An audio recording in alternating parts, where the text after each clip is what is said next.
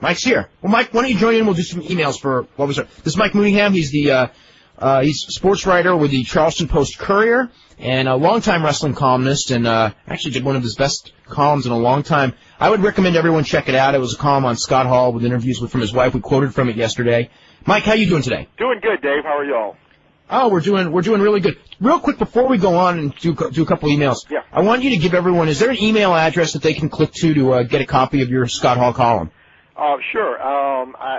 They can go to MikeMooneyham.com, and I've got that article plus a lot of other articles. We just opened up a website this week, as a matter of fact. Well, good for you. Yeah, and I've got I'm starting to build it up. But anyway, that Scott Hall article that you were talking about is up and running. And, of course, it'll probably be updated. It's like the Scott Hall Daily Update. Since we talked, have you talked to anyone about Scott Hall's arrest that didn't quite make this article? Yeah, well, he was apparently arrested over the weekend for kicking in a taxi driver's door. He tried to use his credit card to pay for his tab, and taxi driver said no, and apparently he was in his usual inebriated state and started kicking in the door of the taxi. And as far as I can pin it down, I think it happened in Orange County. There in Florida, there was a report that it happened in New York, but I'm pretty sure that's erroneous. There was talk as late as Friday night, actually we talked about it on the show, of Scott Hall appearing on the ECW pay-per-view. And I talked to Paul Heyman yesterday, and he did say that they would not use Scott Hall now. And after the arrest with the car wreck, he told me they would still use him. But this one, I guess because of the pattern, because I was surprised he said that to me. He just goes, hey, we can't use him. Yeah, well, I'm surprised they really went with Scott as far as they did, because he's got some major problems that he needs to take care of, and I don't know how that's going to happen, but it's certainly not going to happen by Kevin Nash and Paige and all the other guys trying to get the crowd stirred up. And, I don't know what they want. I guess maybe to satisfy the fans, if they bring a dead corpse, if they parade a corpse through the ring, that'll satisfy him. But, he's got to be the number one guy on the dead wrestlers pool right now. Oh, God. And it's really morbid to talk about, here's a guy where you see the handwriting on the wall, and, he's like a cat with 9 lives. He's had at least 9 lives at this point. How many, do you know how many car wrecks he's actually had? Well, he must be at least 10. He had 5 in 98. He had 5 car wrecks in 98, and I think this is the first one since late 98, but that's 6 in the span of 2 years. Boy. And I got a question, because I know you covered this. Yeah. How did he get partial custody with his track record? That is a question that is I can't figure out. I don't know the judicial system in Florida, how that runs. I know it's in Seminole County. I know they're having a hard time with counting their votes. But it's a mystery to me. And I have been covering it pretty close. From what I understand, the judge is not up on the case, and the judge isn't even aware. And there've been a couple of changes in lawyers too.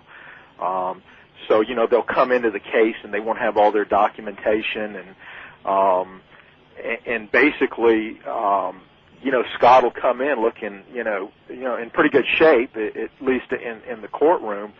And it was real strange how we got the increased visitation rights just a month ago. Right after he was arrested in that same courtroom and taken off to jail in handcuffs. Oh, with the probation violation deal. Yeah, the day before that hearing.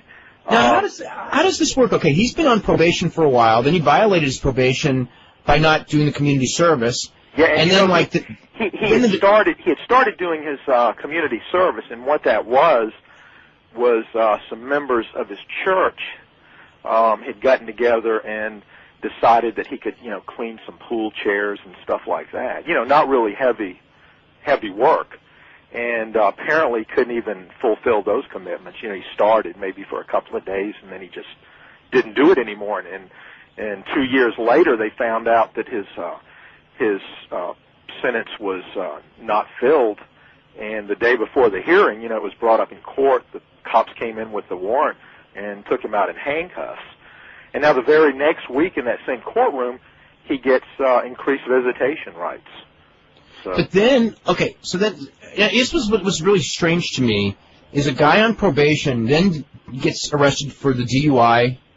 I mean, like, what is considered revoking your probation? If you're not fulfilling the terms, which is very minor, all things considered. But then the DUI, I mean, it's like, it's not even a first offense. No. You know what I mean? Oh, I know. Well, I think at this point, what he will do, he will definitely lose those rights, unsupervised rights anyway.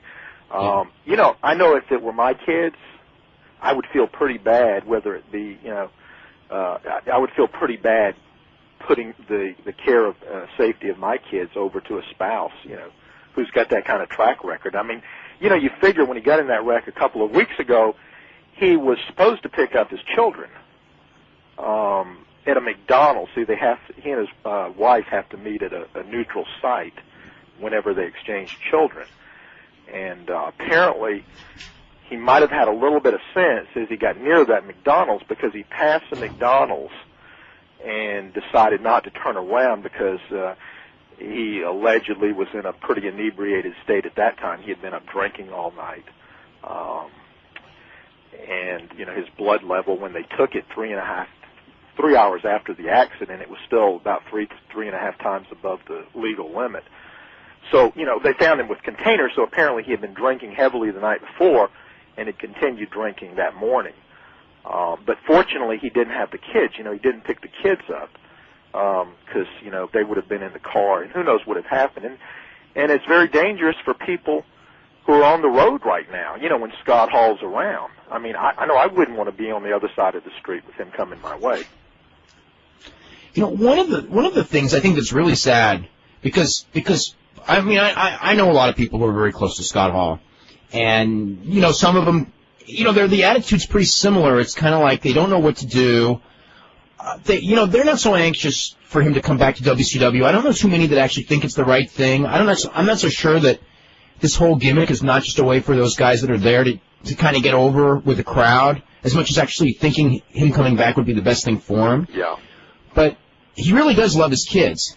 And I just think that, like, whatever it is that he worked so hard, whether it was a good or a bad court decision, he worked so hard to get that visitation, and then to blow it, like just a couple of weeks later. I mean, again, it just really shows the depth of the problems. Oh, it does. This guy's got real problems. It does. It's a serious problem. And at this stage of the game, I think the only way he's going to get over this problem is to go into some heavy-duty rehab, not one where he leaves at the end of the day and takes a taxi cab to the bar. Yeah. That just isn't going to cut it anymore. He's going to have to be isolated, and it's going to have to be long-term. And, that's the only way. He's got a very severe addiction. And, it's psychological problems, too. The whole family has been through quite a bit, the last 10 years. And, yeah. You really got to wonder where is it going to end, who's going to intervene. Scott is, I don't think it's within his power right now to do it by himself, And if these friends, if Kevin is a good friend of his, which supposedly is, the best thing he can do is talk to Scott and say, look, buddy, we got to do something now, for your own good, for the good of your kids. We want to see you around here for a while. Yeah, they really need to get that done now because, I mean, let's face it, we've had more warning signals on this one than anyone. I mean, even Pillman and a lot of people, including myself, saw the warning signals in Pillman. They weren't as loud and clear as this one. And it could easily end up the same way. And then the other thing is, and I hope, I know most of the people who are listening to the show understand this, and I wish people, who don't listen would understand. The worst thing this guy could do right now is to be hired back and go back on the road in a wrestling environment where everyone else is doing the stuff that he can't do. Yeah. Because if he does it, he'll end up, he'll end up dead. Yeah, I wouldn't even want to think about it. Yeah, I mean, it'd be I'm not talking about, and I fear, and I hope I'm wrong about this, I fear that if Eric Bischoff buys WCW, that, he'll recognize the pop that you can get bringing Scott Hall back, and there's no question that you can for a couple of weeks, that he might do that, and I hope he doesn't. I hope strongly that he doesn't, even though it'll help his ratings the first week and all that. Yeah, and I talked to Eric about that myself a few months ago, and, this was right before Eric left, and, he understood the severity of the problem, and he said, under no conditions would he want Scott back right now unless Scott was 100% well. He understands the depth of the situation, so, but of course Eric has said other things too, so. Yeah. I mean, I do know that when I talked to Eric, and this would have been in February, about Scott, and he was really concerned about Scott at that time because that's when Scott had a bunch of problems as well. And, he understood the problems, and he wasn't like turning, just going like, I hope we can get him back. I mean, he was worried about him personally at the time.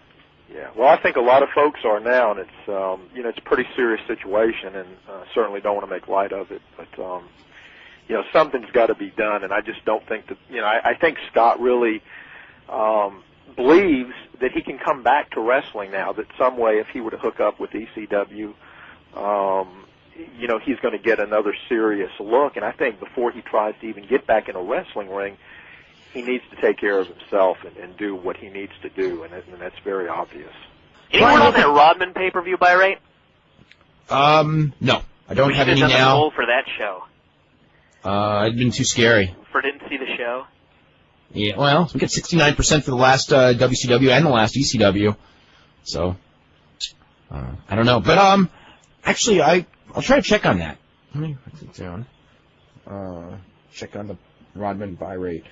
And they say they'd be happy with a .10? Yeah, well, they said they wanted to do what WCW did for Mayhem, which wasn't very good. .10. Yeah, if they can get a .10, they should be happy. I don't know that they can get that for a taped show. I mean, that was a Heroes of Wrestling one, was the .10, and obviously they didn't come close to that either. And I sensed from reaction, we got far more reaction to Heroes of Wrestling pay-per-view than we did for the Rodman pay-per-view. Probably 3 times as much, really. So that's not good. It's not good. Mike, what are your thoughts as far as celebrity involvement in wrestling today? Think it's just been overdone and no one's going to get up for it? Yeah, I think that's something that's been nobody really cares anymore. That novelty wore off a long time ago. Yeah, I certainly didn't enjoy the last few.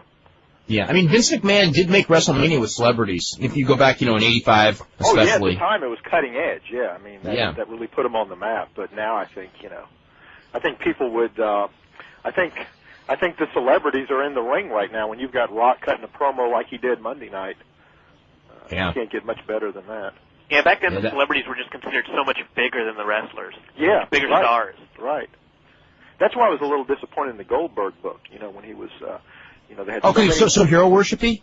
Yeah, and I just think that he should have been portrayed larger than life. And, how's Ric Flair's book going, or do you even know? No, I don't. Oh, okay. I don't think it is going. Oh, okay. I talked to the original author, and then I heard that he wasn't the author anymore afterwards. That's true. Yeah. Let's see. This is from Simon Checkett, who goes, I was wondering how you would feel, this is me, if the Big Show came back to WFTV and he brought Brian's name up in an interview.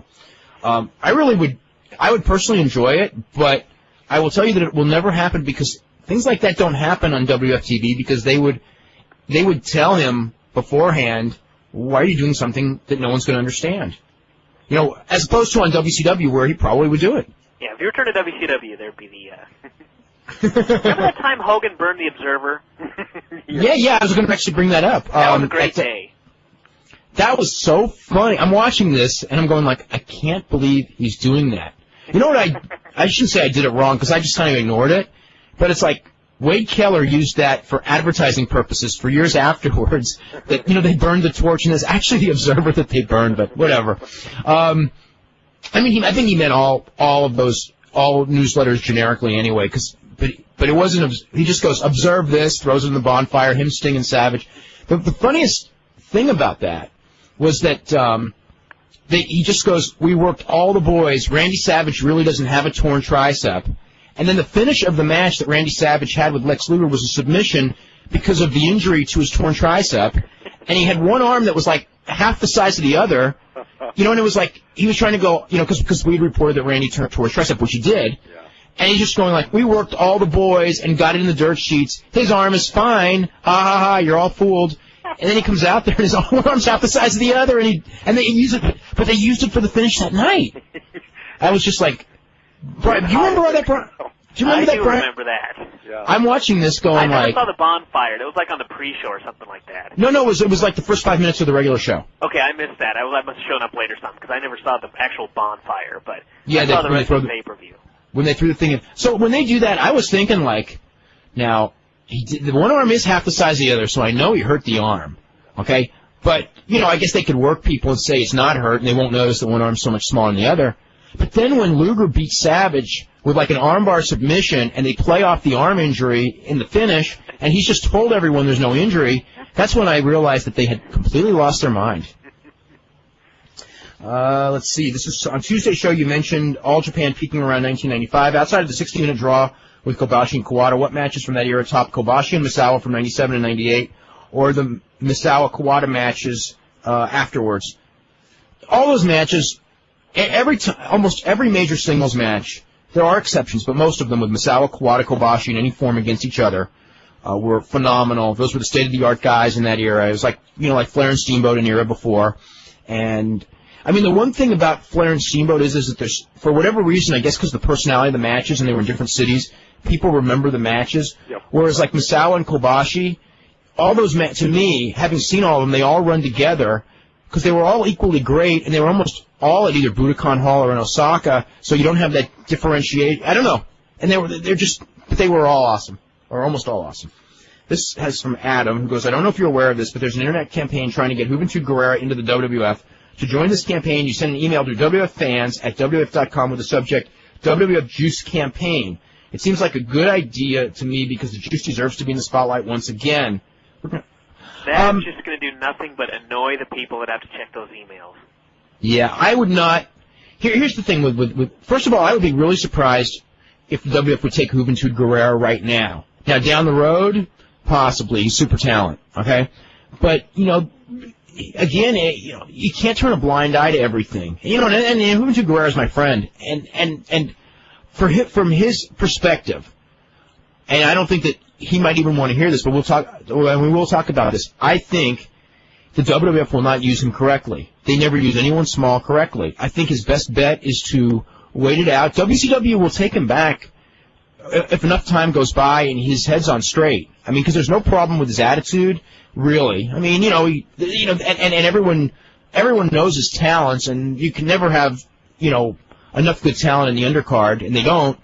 And I don't think anyone wanted to fire him. I think the company felt they were forced into that move, and I think that if he was okay, they would bring him back. And of course, if that company's dying, WWF may be the only place to go. It's for him to make money. But the thing is, I see like, Taka Michinoku is a perfect example, and it just scares me for him to go there and just be like, some joke that's on Sunday Night Heat that gets, that never gets any kind of a push especially because he's funny. I know. They're going to take advantage of that before they're going to take advantage of him in the ring. But the humor is in making him look like a goof. Mm-hmm. That's why for money, I'd like to see him make money. I'd like to see him go there, and I'd like to see him get a push. But I don't think that if he went there, they just don't have that mentality to push a guy like that, no matter how talented.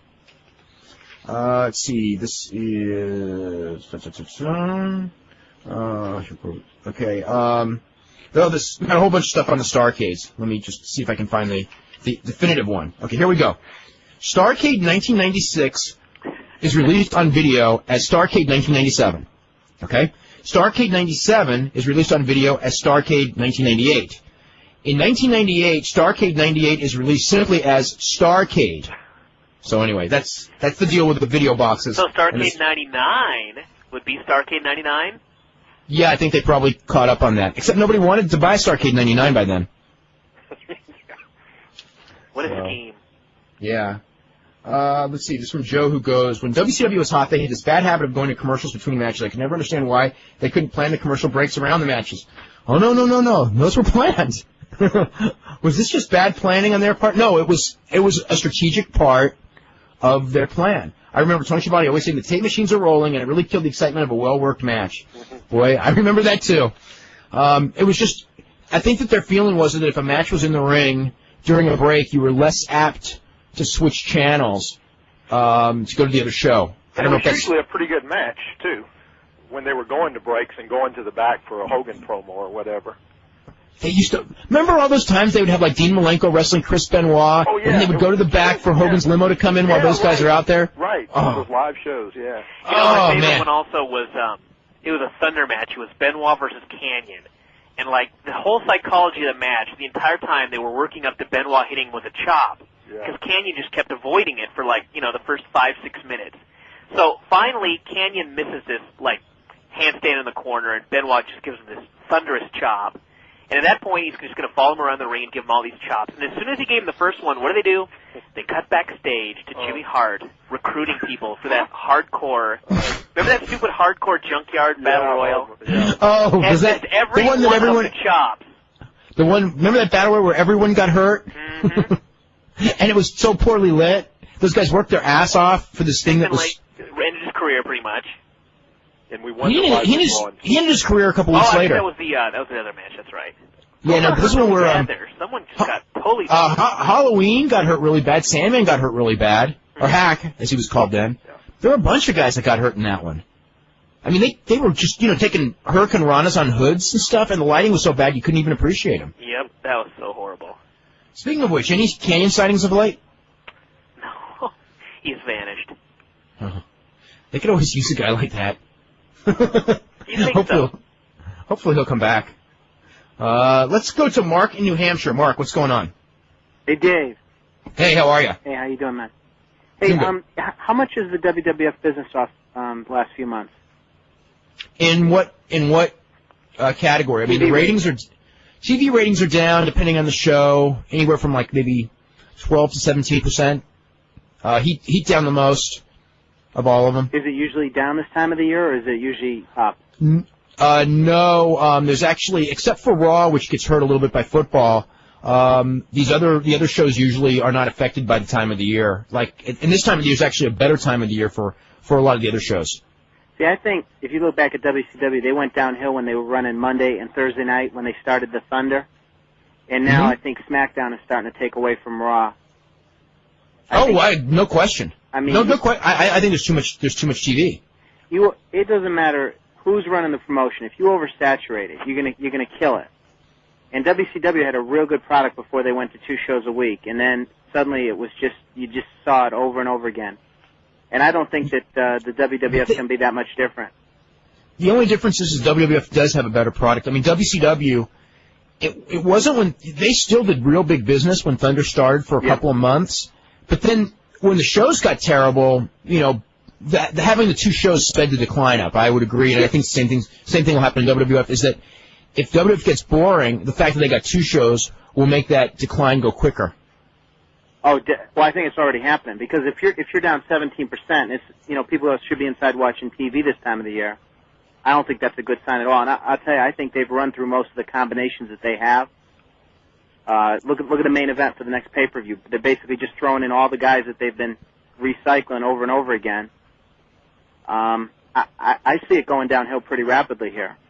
I got a question that just reminds me. If Hunter and Rikishi were together a year ago with that drive-by deal with Steve Austin, right? How come they feuded so much? Not a lot, but they feuded a little bit during the year. Anyway. You want the real answer? Or? Oh, I know the real answer. The real answer is they hadn't come up with that. But anyway. So Dave, I think the WWF, they've had a pretty good run of it here because WCW's been so bad, and it has been bad. But I think another problem is like when the product starts getting bad and they have to start hot-shotting. If you only have 1 show a week and you start doing some hot-shotting, it does damage. But when you have 2 shows, it does the damage twice as fast. That's right. It goes down the drain twice as fast. It wouldn't take much. I mean, WCW was unstoppable just before they started Thunder, and like Dave said, into Thunder. Maybe the first 6 months, but it fell apart really quick after that because you just seen the thing over and over so much. Hey, Dave, what's going on with ECW? How bad is the situation there? I mean, it's bad enough that the guys are late on pay. They should have done pretty well. They had a big gate on Sunday, so that's good. They've only got they've got the 2 shows left this month. They've got the New York on the 15th and Philadelphia on the 23rd. Then they got 3 shows booked in January. And, everyone was given the opportunity to get a release. To the best of my knowledge, no one's taken Paul Heyman up on that offer. If it was any other time period in wrestling, all these guys would be gone, but so many of these guys got nowhere to go. So a lot of maybe saying, I could see, look at Van Damme, it's like everyone talks about what a great star he is, but I don't know where he could go. I guess he could go to WCW, but that's really almost there. You're right, and that's so sad you say that. They'd get the Rock lock. Look what happened to Mike Awesome. Yeah. Hey, Dave, is that the worst gimmick in the history of wrestling? 70s guy? No, but it's not the worst, but for a guy who's got talent though. Oh, but it's a sad one because he could be a main eventer, and you're right, but I don't know, Mike. What do you think worst gimmick ever? Well, probably the most damaging for a wrestler was Terry Taylor's. Yeah, because he never could get over it. He ended his career. Yeah. Hopefully this won't be like that. But Mike Awesome is more talented. I don't know if you can say, but as far as what today's wrestling wants, Mike Awesome is better than. Well, Terry Taylor wouldn't work at all today, would he? He was really talented. If he got a push, he was a great heel. He had a lot of charisma too. People look at Terry Taylor today and think more of him as a booker and things like that. But he was pretty charismatic back in his day. And he was an excellent worker. He was like one of those guys that all the girls liked. Yeah. He had a lot going for him until his career was destroyed with that gimmick. Yeah, and I think the only reason he did it, his wife was pregnant, and he really needed the job. He made more money as the Red Rooster than he ever made in his entire career. But it's like the perfect analogy of short-term gain and long-term disaster. Yeah. If he had never taken that gimmick, he could have. Terry Taylor was as good as Bret Hart. I always use those analogies. He was an excellent worker. They were Terry Taylor and Bret Hart were equal size and equal ability at the same time. And Terry Taylor got the gimmick, and then Bret Hart didn't. The Red Rooster. Yeah. Whose idea was that? It had to be Vince's idea. It was Vince's. Dave, what are the odds of Bischoff buying ECW with that group he's got? What would you say if you had to bet on it? Like 0%. Oh, you don't think he will? No. Oh, you think that's so? That whole thing that's been going on the last week, you don't believe it? No, WCW. Oh, WCW. No, you said ECW. WCW. Oh, I think I don't want to put odds on it, but I would say I would guess right now better than 50%. You do? Oh yeah, I would say better than. I think the only holdup is if WCW is willing to sell to him. That's where the holdup is. Do you think he'd run it right into the ground with like Hogan and Savage and all that crap? I hope not. For the good of everyone, I hope not. I don't know. Everything logically tells me it's not going to work. I just hope I'm wrong on that one because wrestling badly needs something good. Do you think he ever had a clue what he was doing, or did he get lucky with Hogan, with Nash and Hall? He's a great salesman. He had a clue, but ultimately get that lucky. But he did get lucky though. Yeah, he got lucky, but I wouldn't consider it like just total. In fact, that's the only reason that it got as big as it did was just total luck. Let's see. Anything, Brian, real quick, anything quick on as far as Figure 4 this week you want to talk about? Just a bunch of stuff on ECW, problems there, the pay-per-view rundown of the UK Rebellion pay-per-view, and actually we have a whole preview up at WrestlingObserver.com, as well as 1 year ago in Figure 4, which we'll be putting up there every Wednesday, so you can take a look at an entire issue from a year ago, see what was going on, sample it, and that sort of thing. Okay, cool. So a lot of stuff on WrestlingObserver.com, also information on getting a subscription to the Observer. Also, we were talking about this yesterday, Phil from DC. The top 200 matches, the website is www.deathvalleydriver.com, best of the 90s. So anyway, I should actually check that out. I'm going to save that for myself and look at some of those things. This is from Chris, who says, I don't know what it says on the box for the Piper versus Hogan Starrcade match, but I know what it should say. Warning, Do not operate heavy machinery or drive a motor vehicle after watching this match. May cause drowsiness. Drinking alcohol may intensify the effect of this match. Then again, drinking alcohol during the match may actually make the match enjoyable, so go for it. If you don't drink during the match, you may want to drink after the match in hopes that you won't remember the match the next morning. But since you're renting this video to see this match, chances are you've been drinking the last few hours anyway. That was the Starrcade match? The Starrcade match with Hogan and Piper. Actually, they should, it was the cage match that was the real bad one, wasn't it? Well, they had a lot of the cage match was like hideous, and the cage was like 100 feet tall. It was 100 feet high, and Randy Savage came off the top of it with that flying, the double sledge or whatever. And I thought that guy will not be walking ever again, and he did. That was a miracle. Yeah, I thought he was killing himself for sure. And that was when he already had that injury too, right? I mean, his knee. Didn't he just come back from a knee injury? Because I remember watching him going like he's completely out of his mind. I was really not surprised when he did it, considering, yeah. Yeah. I heard an interview from, I think Ben Miller on WrestleLine interviewed Piper, and Piper was talking about that match, and he agreed that it was a quite hideous match, and he claimed that he and Hulk Hogan did not know it'd be in a cage. And he said the incident it was billed as a cage match forever. He went to the ring, and they got in the ring, and all of a sudden this cage started lowering. And they went, well, what the hell do we do now? And they just had this cage match. It's a great story. I hope they include Randy Savage in backstage, and he would be jumping off this cage. He's on the top ropes. Oh, God. I'd send you that interview, but it is so long. It is like 100 pages long, it seems. Oh, really? Because I need to get Piper on the show, because it sounded like a hell of an interview. Well, I saw the interview he did on Slam Wrestling, and, I mean, it was tremendously entertaining. Piper on the show. You know, there's been a lot of talk about that. I don't know. I don't know about Piper on the show. It would kind of be like Dusty. No, it wouldn't, though. If I thought it would be like Dusty, I would beg him to come on, or close to beg him to come on. But I don't think he'd be like Dusty. Really? But what do you talk about? I'll talk to you about this one off the air. Okay. But that's all I need to know. Okay, but I've talked with him about doing the show, and he basically said, "You don't want the kind of heat you're going to get if I'm on your show." He goes, "I'm not doing your show for your own good."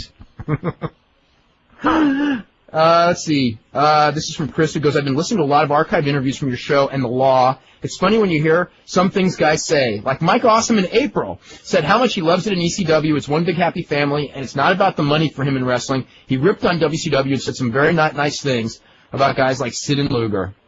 They probably deserved it." Probably said those things now. Still. Yeah, just not publicly. And it's always about the money. Yeah. I think it's a good way for people to learn just how true it is that in wrestling things change every day, and how hard it is to believe almost anything that anyone ever says. Also, when you hear rumors that at the time were going around, so much never ends up happening. It's a good way of seeing how many net rumors go around that never materialize. Everyone should check out archived shows, not for that reason, but because they're great to learn from, as well as very entertaining. So, let's go to Sean in Pennsylvania. Sean, what's up? Hey, how you doing? Really good. First, I had a question for Mike. As a journalist, I know what it's like trying to, push wrestling down people's throats. How did you guys, in a newspaper, how did you come about getting your column? How many arms did you have to twist? Well, most of the people in the building knew I was pretty much involved in wrestling, and had done a lot of articles. I was a sports editor there back in the during part of the 80s, and I try to sneak some wrestling stories in the paper, and they were very well received, and at that point wrestling was pretty much accepted. It was out of the closet, and it was pretty much mainstream. This was after the big WWF national expansion, and it was almost sort of faddish. So I started, the executive editor approached me about doing the column, and we were going to sort of do it on a trial basis, but it took off so well, it's sort of been a staple in our newspaper ever since. And, a lot of other papers run weekly columns now, but this was 12 years ago, so it was a little some new territory. Yeah, I know it can be difficult because the sports community is so ingrained against it doesn't belong here because it's not a sport, and then entertainment people it can be like, well, it doesn't belong here. It's not necessarily Yeah, entertaining. well, fortunately, some of the media got out of the dark ages and realized that millions of people were wrestling fans and bought newspapers and could actually read. So, that's when they started having a little bit of a change in viewpoint. Yeah. Also, real quick, I was at Starrcade, the Sting versus Hulk Hogan Starrcade, and I was at the Nitro following, and those two shows combined to resign me to never go to another WCW show again. And I think there are just way too many people like me who've just been, horribly burned by these horrible shows that they, went around the country and did. And, I mean, they would need to build up so much goodwill, with the fans again that, even if Bischoff buys the company and, even if he, does something decent, I don't think it'll ever turn around. And are we sure that Bischoff? Yeah, we're sure Bischoff's going to be a change man at this point. I mean, he still has absolutely no respect for this part of the country. He'll come into Charlotte. He'll come into Charlotte and humiliate have Flair job, and even Bobby Eaton have him job to a power plant guy in the opening match. Humiliate Arn Anderson. Yeah, and right with Arn. So he still doesn't get it because the last time I talked to him, he still didn't understand what the big deal was about. Barry and Flair and all those guys. And I said, well, you do it you do it continuously in this part of the country. And he said, it had to be do it everywhere. It had to be but no. It was always done worse in like Charlotte, Greensboro, or Winston-Salem, Richmond. Always, Sure it was. The other thing on that is that, it was almost like, because we used to joke about it so much. It had to be intentional to some degree. It may not have been intentional by Bischoff, but somebody somewhere had a plan of what they were going to do. Oh, it was too well conceived because by design it couldn't have been any better. And a lot of people still don't understand it. I don't think Flair understands it completely of what Bischoff or whoever what they have against him and why they don't want good business in this part of the country. I mean, I can understand if maybe they had like a Sunday show and a Monday show, both in the same general area, like around Charlotte. Yeah. And like Sunday he got beaten up, and then Monday on the show he came back and just beat up all the bad guys and won the world title. Well, payback. It never happens that way. It goes from bad to worse. Mm-hmm. They'll beat him on Sunday, and Monday they'll slam a cage door on him and put him out of action. Or bury him in the desert. Or bury him in the desert, and he never finds out what happened. One other thing. Hey, did you ever get his watch back? No. He never got anything back. I'm wondering if he even ever got Asia back. Yeah. I don't know. He never.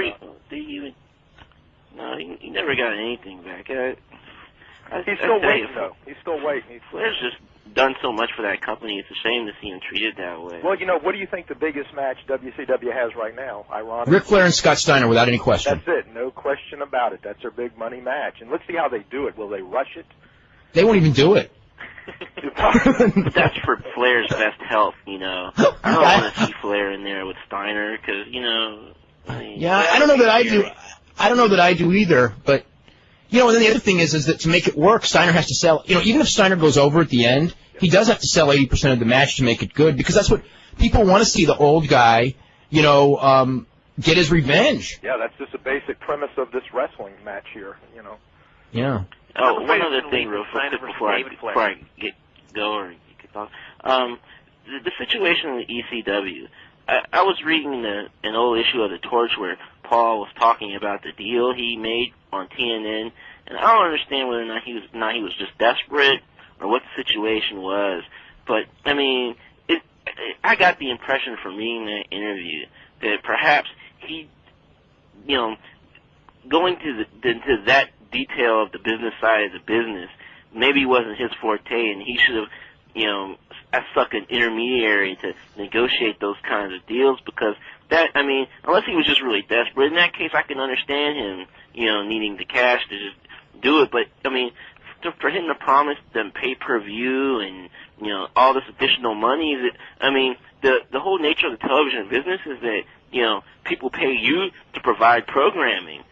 It's not where you pay them to be on. Well, they weren't paying TNN for the time. They had a very detailed deal worked out that they thought was in their best interest, and TNN. To that interview, the thing was like, they got profits, all the additional money from. Well, the whole way the deal was supposed to be working is that TNN would put them on, and that TNN would get a percentage of whatever business increase ECW got. Like if their house shows went up, if their pay-per-view went up, if their advertising went up, they would share in the additional profits. That was like the way it was put together. And TNN lost their interest in ECW for whatever reason real quick. You got to remember, TNN put ECW on the station under the guise that they were going to do a weekly 2.0 rating, which in hindsight was foolish on everyone's account, but that's what they thought. And then when they opened up at 09 and they never really moved from there, they lost interest, and then they started negotiating with WWF. But also you got to remember, but before Paul Heyman got the ECW deal on TNN, he was bouncing checks, and they were. I mean, if they didn't get that deal, they would have probably gone out of business that year too. I mean, the thing, gave them hope. It prolonged the thing, but ultimately, the deal in the long run, hurt the company too, because just on many levels it hurt the company. Well, I mean, is there a better deal for them out there to be had? I mean, if there was, wouldn't he have got it by now? I mean, the thing is, it's not TV. I think he could probably get weak TV, but what good is that? He needs TV that will allow him to be profitable. If he can't be profitable, and that means TV that pays him basically. If he can't be profitable, I mean, he's already so deep. They're already deep in debt, and I mean, he's got to, he's going to hold on until he can make that deal. And if he can't make that deal, either something's going to come along or something's not going to come along. I don't know. All right. Well, thanks a lot. Let's get to the phone calls because we got Wade in Minnesota. Is this the famous Wade in Minnesota? Yeah, this show reminds me of an old bowling shoe. Oh, it's not the famous Wade in Minnesota.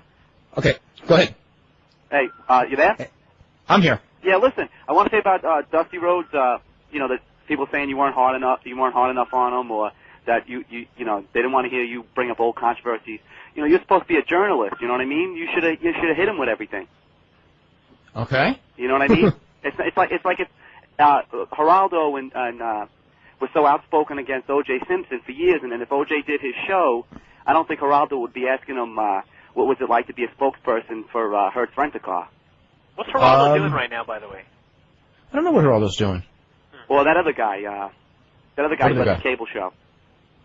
Who used to, you should have hit him. It was, you're supposed to be a journalist, No, actually, I enjoyed the show with Dusty a lot. Yeah, it was a good show, but he's like public enemy number one in, No, he's not. He's no one's public enemy number one. Come on, I mean, Dusty, bad-mouth and Dusty. He was a Dusty terrible when Dusty was in the 80s and the early 90s, that's ancient history. You know what I mean? And then we brought stuff up from that period. I mean, what do you want to do? Harp on the fact that he didn't turn Ric Flair babyface in '88? I mean, it's in 2000. Yeah, but then why does everybody keep bringing that up? And when they write letters in about Dusty and and Hogan and all these guys, and then you get them on. I don't get. I haven't gotten letters about Dusty in like 8 years. I mean, it's 2000. I mean, I haven't gotten a letter about Dusty Rhodes' booking, and I couldn't even tell you the last time. And believe me, I get letters. That is not a subject that people talk about anymore. I mean, in its day, you guys get all these wrestlers on, and you're just kissing their ass. Like Vampiro's like, I'll call you later, Dave. You're supposed to be a journalist, not buddy-buddy with all these guys. Vampiro. I've already said it on the show. The Vampiro show was a very different show. What can I say? Yeah, we're about if Vince McMahon came out tomorrow and said, I don't want any kids watching Monday Night Raw, how do you prevent the kids from watching Raw? How do you prevent kids from watching Raw? If Vince McMahon came out and said, I don't want any kids watching Raw, anybody under the age of 12. But that's okay. Now that would be the same as like a tobacco company saying it's up to the parents right now to do that. So you know what I mean? No. Okay, wait a minute. It's up to you to put on a show for the people who are watching, for the demographics that are watching your show. You can say, if you can't say you're adult entertainment when some shows, including like Sunday Night Heat, are 41% kids watching. Yeah, I mean, you're fooling. I'm talking about Raw. I'm talking about Monday Night Raw. This is Monday Night Raw, which is about 32% kids. Yeah, but if Vince McMahon came out and says, I don't want any kids and Heat's even Raw. What do you do? How do you stop kids from watching Raw? You can't stop kids from Okay, first of all, the whole point of all this is that you put on a television show for the audience that's watching your show. Yeah, okay. That's the whole key. If the audience watching your show is kids, then you should put on a kid's show. Yeah, you don't make a show that is designed to attract kids. How is Raw designed to attract kids? The catchphrases. I mean, catchphrases. Come on, catchphrases now are for kids. Come on.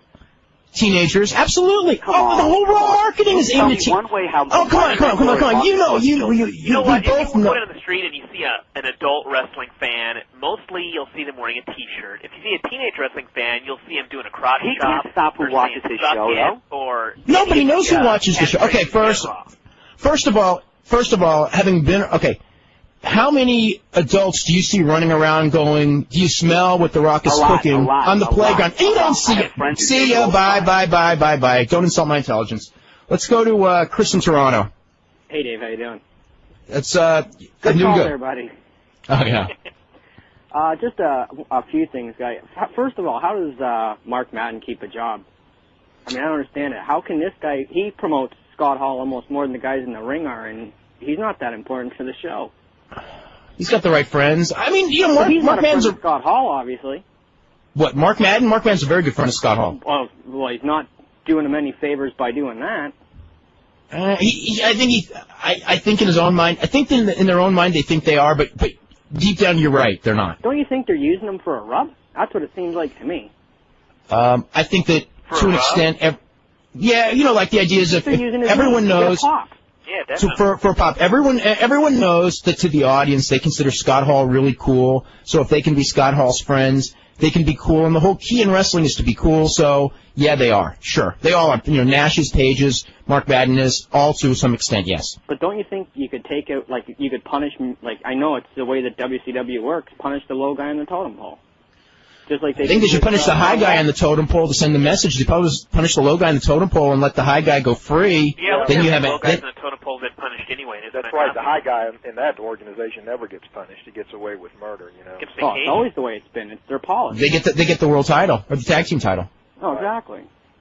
And a few other things, Dave. I know you talked about the slipping into business. I don't know what you guys think, but I know 97, 98 watching Raw. You'd be at the hour and a half mark, and you think, oh my God, where's the time gone? Now you look at it, and the clock's 10 o'clock, and you're thinking, my God, there's still an hour left. I think part of it. I'm guilty of thinking that sometimes. I am too, and even sometimes. Well, no, you know what? I still think that more during Nitro than Raw. Do you? But Raw, it's really starting to catch you now. I mean, before it was just quick, and everything's just it seems like it's all thrown together now, like Nitro was just a couple of years ago. Like they put this crap together on Monday at 5 o'clock in the afternoon. Well, you know what? It's having that. It's the whole SmackDown effect. It's having to do too much TV in a week, and they probably have enough good ideas for a good 2-hour show, but they got 4 hours to do it in, and they never. You got to remember, everyone there is overworked, and it shows. And I mean, I think wrestling would be way better off from a creative standpoint if WCW had one TV show a week, one primetime first-run show. WWF had the 2-hour show. Hopefully, it'd be better probably if it were on different nights, maybe one on a Monday, one on a Tuesday, or one on a Monday and one on a Wednesday, but that's it. Well, I think the business would. No, but it's not going to happen because these TV networks want product, and these guys got to crank it out. And they're still making money on that advertising, and they don't want to cut back and lose that advertising money by eliminating that show. Plus, WWF's got those contracts. They can't anyway. I mean, they can't. But it would. But I think that as the decline comes, I think it's speeding the decline. Yeah. Well, it's good. The WWF can't stop their shows now. Obviously, they're publicly traded. I can't see them explaining that to their shareholders. Oh yeah, we know that. How can you jack a show? Yeah, well, you could go in there and go. We understand this business, and we know that if we keep running this much free TV, in the long run, it's going to hurt our business. So we're going to do this first as a preemptive measure. But it's never going to happen. I mean, we could. No one's ever going to say that. Because I know. Yeah. One last thought before I let you guys go. Dave, you definitely have to check out that interview with Roddy Piper. It's hilarious. I don't know about Brian, but when I saw the part about the cage coming down, I actually had to scroll back up the page and reread it to make sure I got it right. The guy's completely delirious, Dave. Don't ever have him on your show. He'd kayfabe you the whole way through. But you have to check that interview out. It's just worth the laugh to check that out, because he says crap through that entire I think it's a 4-part interview. That's 4 full pages, and it's just a complete joke. Is he writing a book? Roddy Piper's writing a book, yeah. Yeah. Okay. In fact, I know people who've read parts of his book. And? It was not said to me to be of the caliber of the Dynamite Kids book. Was it total kayfabe? No, it was just Roddy talking like Roddy, from what I was told. Because he went through kayfabe and delirious, I thought. A lot of rambling, yeah. Yeah. Thanks for your time, guys. You're very welcome. Let's hit a couple. We got a whole bunch of stuff on that Death Valley driver stuff. This is from Mark McGowan. That's the best of the 90s poll list. Said that the top 3 matches from All Japan on the list were number 1, Misawa versus Kawada, Triple Crown, June 3rd, 1994, which was an unbelievable match. That 1994 was quite the year, wasn't it? Hello? Nobody. It sure was. I always thought, to me, I don't know what you were thinking, but to me, 94, 95, 96, I really enjoyed those years as a wrestling fan a lot. Those were fun not 94, 95, 96 in Japan in particular. 97 even was good. I think 99, except for WWF, was kind of sad. And then this year, WWF was very good, but right now, I think we're at that 4 or 5 year stretch. Wrestling by nature is a very cyclical business, and it seems like it, usually revolves around these 5-year periods where after 5 years, things will slow down a little bit. You'll have these major characters and angles like the NWO, Steve Austin, The Rock, and I mean, let's face it, those, Steve Austin and The Rock, I think we've both seen the apex of their popularity, and they can only reinvent themselves so many times, and until another big character like that comes along, I think we're at the bottom side of that swing, though. The second 2, number 2 was Misawa Kobashi versus Kawada Taue, 1995, June 9, World Tag Team title, which I remember, that was a great match. And then third, Kawada Taue versus Misawa Nakayama, 1996, World Tag League Tournament final. Yeah, a lot of those matches were phenomenal. And then this is also from Scott Keith, who says, as a point of interest, the number 1 match in ECW history on the Death Valley Driver board is Raven and Stevie Richards against the Pitbulls double dog collar match from 1995. That's the one I voted for as well. I think that one epitomizes the whole ECW attitude, booking strategy, and work ethic from that time period. It's also the only ECW match ever that I would personally consider to be a 5-star match. Curious, what's your thoughts on it? Do you remember that match, or Mike? That specific match? Okay. I remember something about it. I know there was a lot of fanfare about that match, but I never saw it. Okay. When I had first heard about that match, which was probably the day after the match, or maybe even the night of the match, people were just raving to me about the match. So I saw it on the TV, and I actually was disappointed in the match. Now, from a storyline standpoint, it was absolutely phenomenal, the way it was booked with the twists and turns. And they broke tons of tables. But I guess where I was disappointed is that no matter how you slice it, you still got those 4 guys, and Raven is good at what he does, but Raven's not a world-class, great technical worker by any means. Okay, but he's good at what he does. Richards works hard. I mean, Gary Wolf, he's terrible. And I think the whole thing with that match is that the stuff the guys do with each other isn't really that good. Now, the storyline of the match was one of the greatest storyline matches you'll ever see with the way that all went down. And they broke a lot of tables, but I think with me, I remember there was one spot where Raven went through a table, and it was like he did it so clumsily and could have gotten hurt real bad. As it was, he didn't. And to me, a 5-star match is when the stuff is real smooth. Right. I mean, the work is smooth. No, I mean, I'm not knocking it. It was, because the one thing I got to say about it was the heat was absolutely out of this world, and to me, the heat made that match. Yeah. But I couldn't rate it as the best match in ECW history because it was, it wasn't a great, the give and take and the actual blows back and forth and all that. I mean, that wasn't like world-class level or anything like that. But I mean, it was great storyline and super heat. So that was my thoughts on that match. So people get mad at me for that maybe, but I don't know. When I saw it on TV, I was going like, oh, this is super heat, but it's not the, as a match itself. 5-star match. No. Yeah, I didn't see it as a 5-star match. This is from Tim, who says, I don't think that anyone these days can throw a credible punch. I was watching some Mid-South tapes about 2 or 3 weeks ago, I was blown away how good everyone's punches were. I mean, Mike will, talk about the punch-kick part of wrestling. The guys who did punch-kick and work 300 nights a year doing punch-kick wrestling, their punches and kicks were a lot better than the guys today who do a lot more flying and a lot more spectacular moves. It's just difference in what you practice. I mean, that's one of the things I have watching a lot of the younger guys now is their punches don't hold up to the punches I remember. But if I watch just the Hardy Boys throwing those guys out there, punch wise, no, they're not as good as a lot of guys I've seen. But then the other stuff that they do, none of those guys in the past could do. So it's just different. I mean, it's a whole different ball game now. But you're right, the punches were great. I mean, it was some stiff stuff back in those days.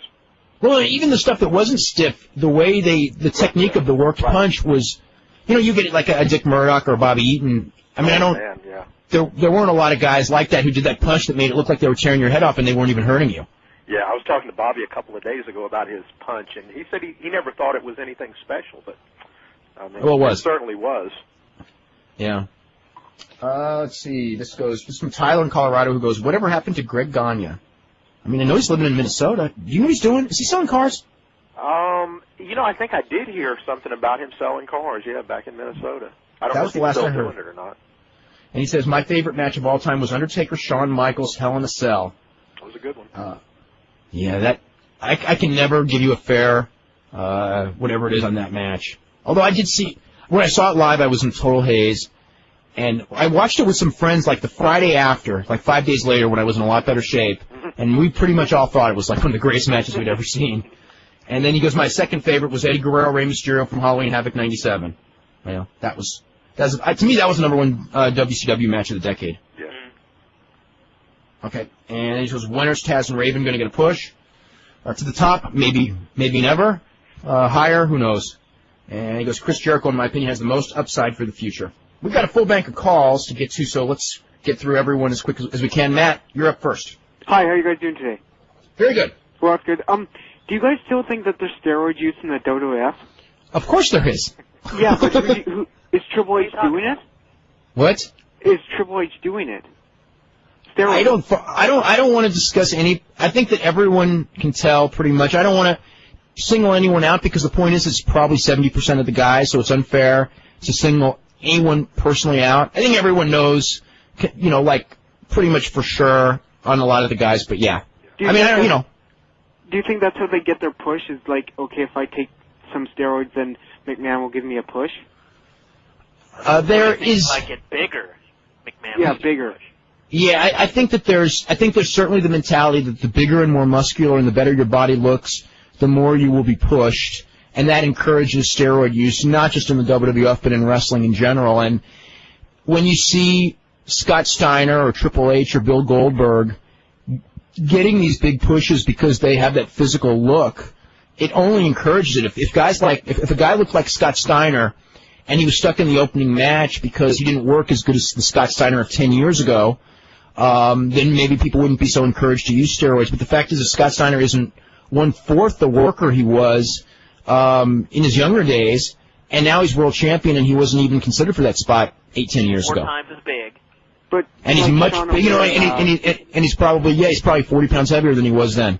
And he used to be. O'Hare and all those guys, they're probably telling the younger guys that if you take this stuff, that you'll probably get a bigger push in the future, right? I don't think Hunter's telling anybody how to get a bigger push. No, but the guys WCW.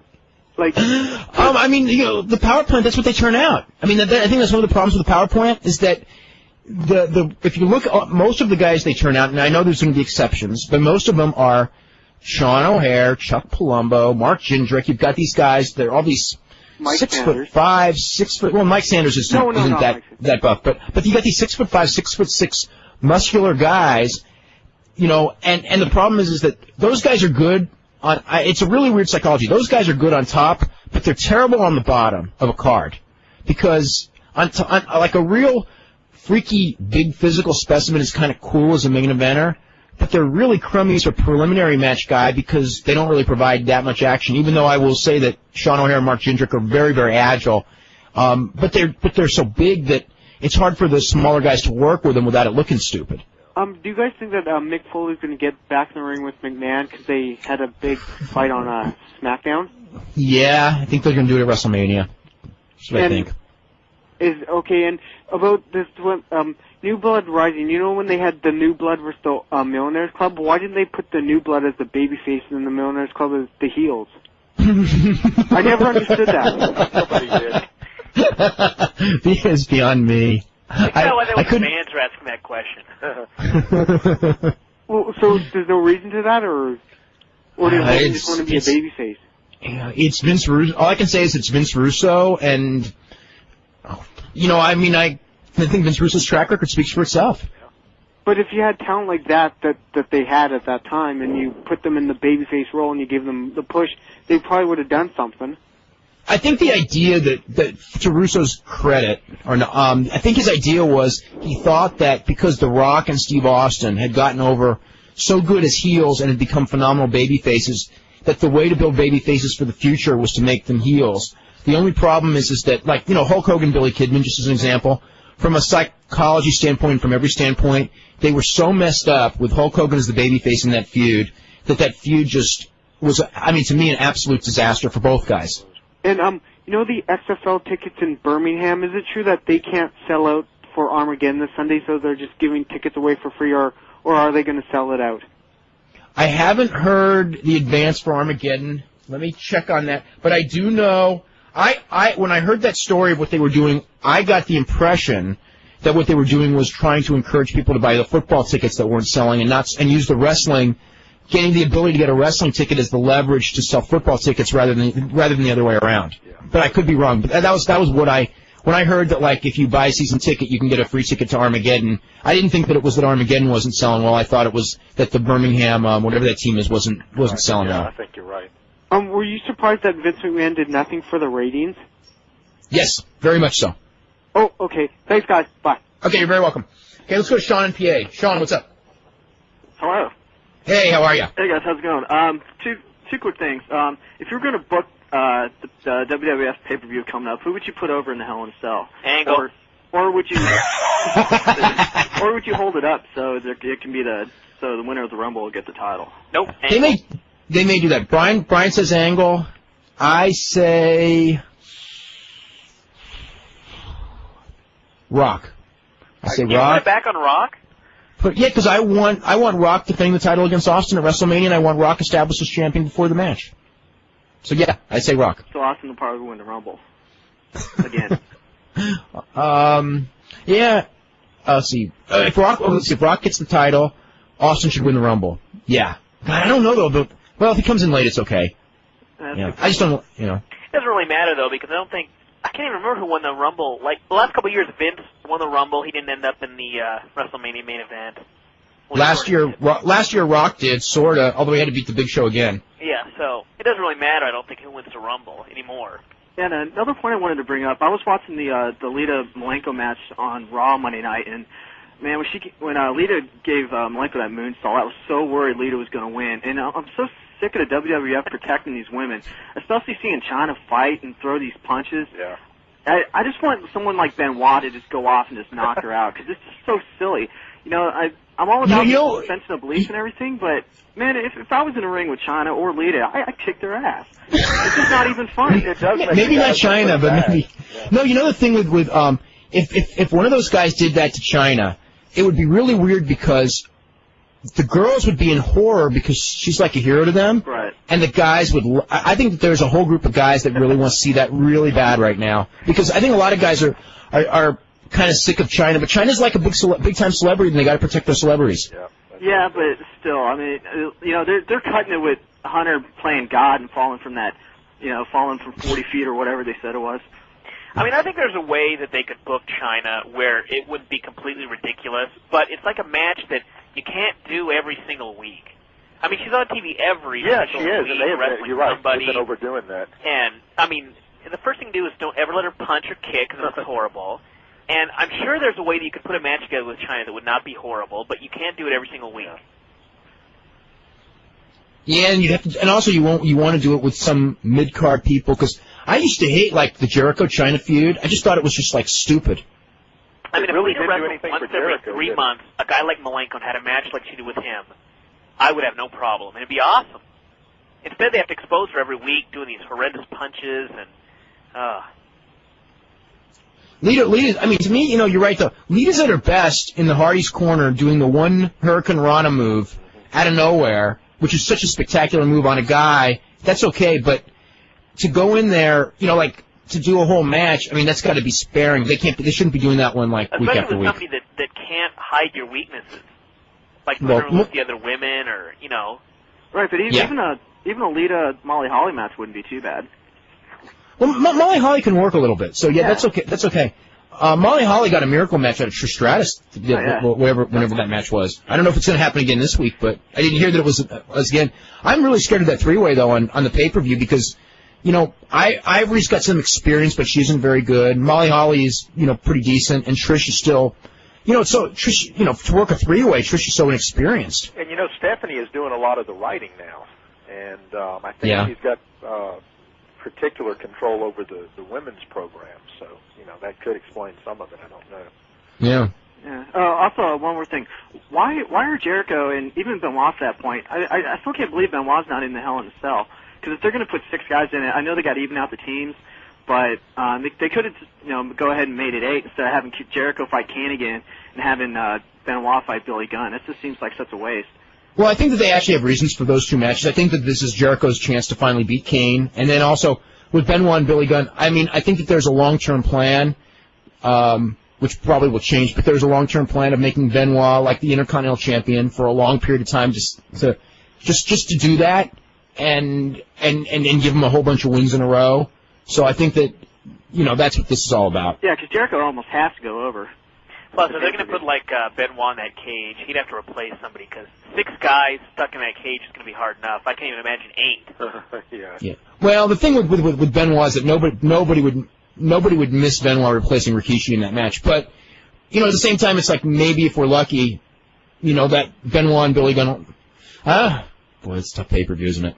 When I start looking at that lineup, this is a tough pay-per-view. Yeah, it is. Yeah, I'm not buying it. I know that much because there's nothing I want to see. There's no there's no ladder match that I want to see. There's just nothing that really captures my interest. I might as well just read the recaps at 11 o'clock on the internet. I just don't think those 3-way, 4-way, 6-way matches are as as effective as a grudge singles match at the end. Well, I don't think that they're as effective as wanting to make me buy the match because there's no focus on it. Yeah, right. There's no focus on a specific issue. It's just a whole bunch of guys thrown together. I mean, for the idea of one Royal Rumble once a year, I think is great. And doing maybe a 3-way every now and then. The thing with a 3-way is, as a novelty, I mean, it's kind of good, but generally speaking, they're not as good matches as your straight singles. So, and then when you start doing 4-ways and 6-ways, it's just so much. Down, yeah. All right, guys, that's about it. Appreciate it. See you. Okay, very welcome. Okay, is it Adam next? Real quick, because I know you're short on time. Yeah. How do you think, if they bring Shawn Michaels back for Mania, like they're saying they might, how do you think they'll bring him back? Angle-wise. I think they'll probably put him with if they go with Rock and Austin on top, I would think that Shawn will end up with doing something with Triple H where they'll get together and then Triple H will double-cross him like he's double-crossing everyone else. And then they'll do the match. Guest referee or something and screw something up, or maybe on the January thing. The thing is that if Shawn's guest referee, though, everyone will kind of know that. Man, even if people know, so what? Just some of the best angles people knew ahead of time. Yeah, but only like 5% of us actually know. Yeah. But yeah, I mean, I think that it would be good to have Shawn against Hunter. For the other reason I would say that, I mean, because I think everybody really wants Shawn to have a great, great match. Because if he has anything less than a great match, it's kind of like, wow, we saw him in all those great matches and this wasn't one. And he's probably only going to have one.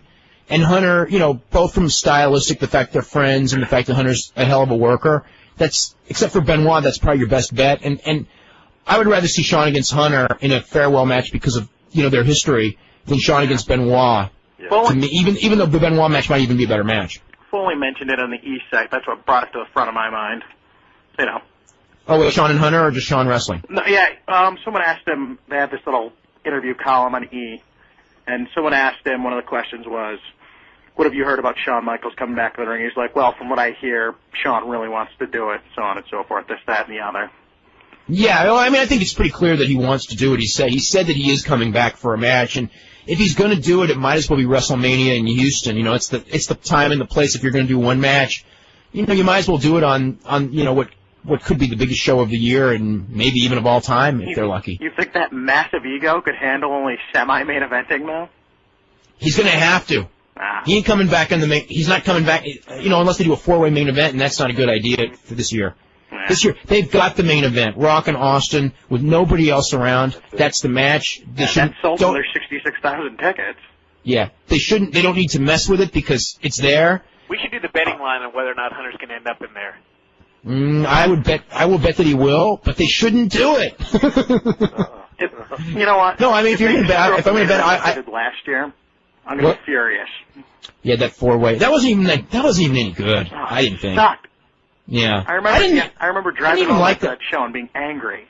I remember that thing. It was like WWF had never been hotter, and then they did that WrestleMania, and they had come off those 2 great pay-per-views in January and February. The bowling one. And I just think, and then this WrestleMania is not even close. And they come back in April and have, you know, the 4 weeks later and have a show that was like probably like maybe that Backlash may have been the best one of the whole year.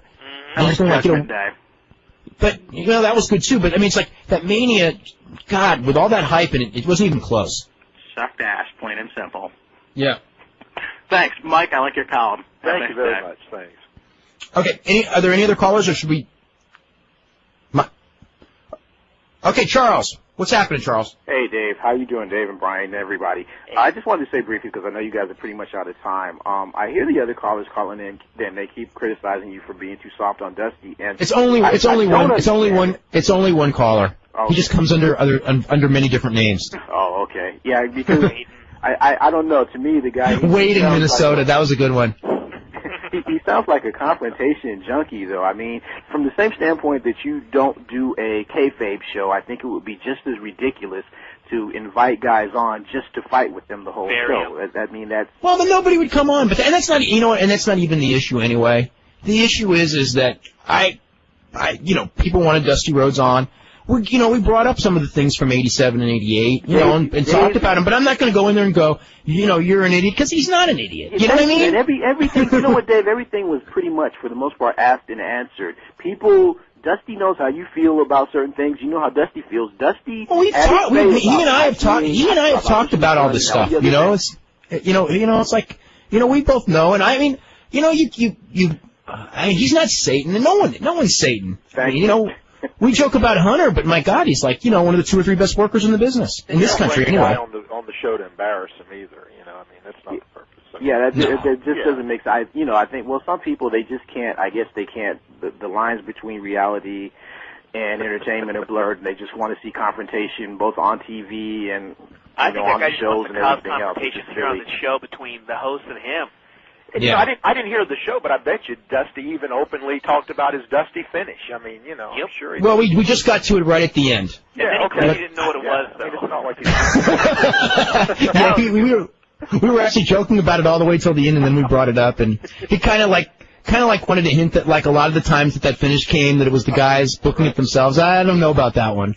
But you know, Dave, I think it's great journalism to give your honest opinion and then let the guy come on and say how he feels about it. I mean, you know, you get both point of views and you make your own decision. Well, thanks. But that's all I had to say about that.